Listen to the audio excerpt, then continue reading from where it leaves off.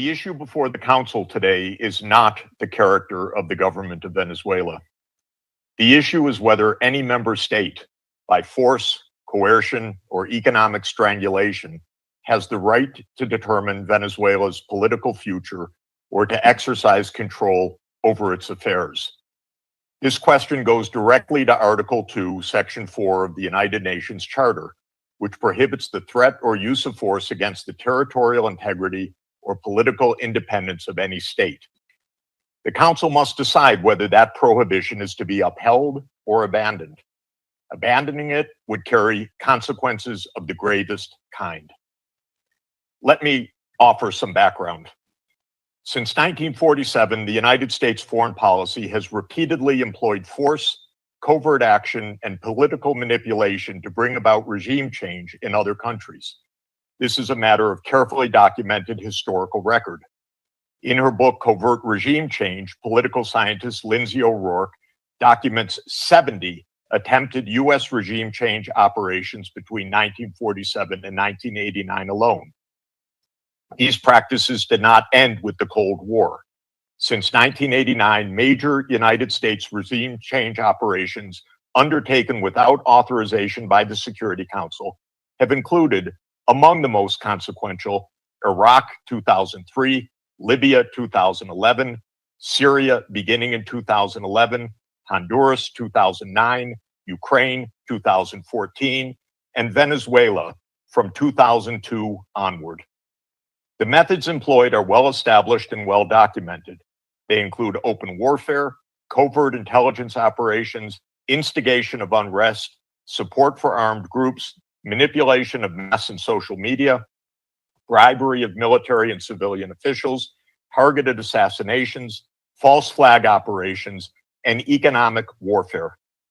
These measures are illegal under the UN Charter, and they typically result in ongoing violence, lethal conflict, political instability, and deep suffering of the civilian population. The recent U.S. record with respect to Venezuela is also clear.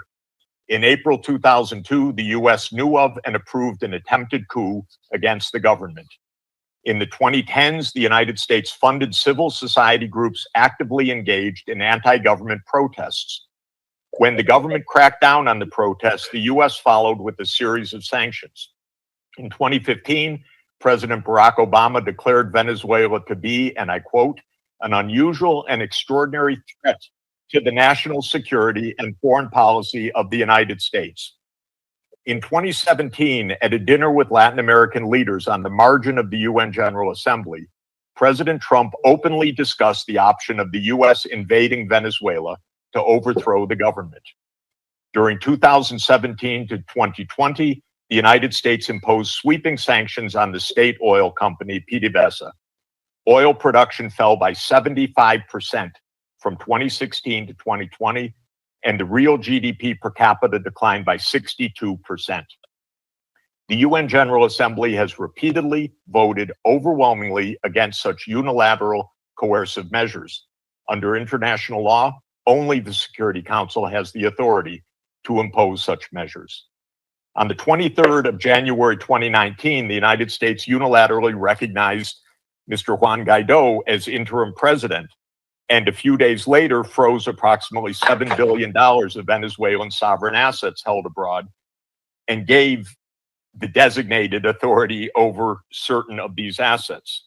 These actions form part of a continuous U.S. regime change effort spanning more than 2 decades.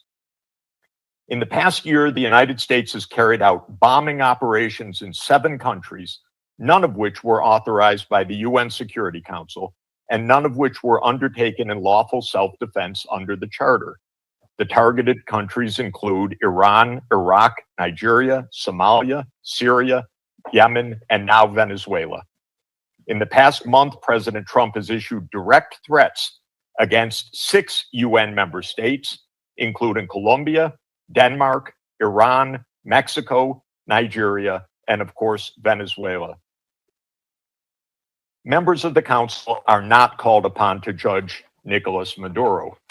They are not called upon to assess whether the recent U.S. attack and ongoing naval quarantine results in freedom or in subjugation. Members of the Council are called upon to defend international law, and specifically the UN Charter.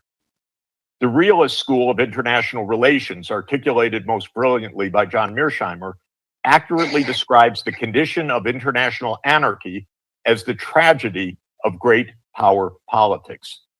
Realism is therefore a description, not a solution for peace. One, the League of Nations was created to end the tragedy through the application of international law. Yet the world's leading nations failed to defend international law in the 1930s, leading to renewed global war. The United Nations emerged from that catastrophe as humanity's second great effort to place international law above international anarchy. In the words of the Charter, the UN was created, quote, to save succeeding generations from the scourge of war, which twice in our lifetime has brought untold sorrow to mankind. Given that we are in the nuclear age, failure cannot be repeated. Humanity would perish. There would be no third chance. To fulfill its responsibilities under the Charter, the Security Council should immediately affirm the following actions. The United States shall immediately cease and desist from all explicit and implicit threats or use of force against Venezuela. The United States shall terminate its naval quarantine and all related coercive military measures undertaken in the absence of authorization by the UN Security Council. The United States shall immediately withdraw its military forces from within and along the perimeter of Venezuela, including intelligence, naval, air, and other forward deployed assets positioned for coercive purposes. Venezuela shall adhere to the UN Charter and to the human rights protected in the Universal Declaration of Human Rights. The Secretary General, I recommend, should immediately appoint a special envoy mandated to engage relevant Venezuelan and international stakeholders and to report back to the Security Council within 14 days with recommendations consistent with the Charter, and the Security Council should remain urgently seized of this matter. All member states should refrain from unilateral threats, coercive measures, or armed actions undertaken outside the authority of the UN Security Council. In closing, Mr. President and distinguished members of the Council, peace and the survival of humanity depend on whether the United Nations Charter remains a living instrument of international law or is allowed to wither into irrelevance. That is the choice before this Council today. Thank you very much.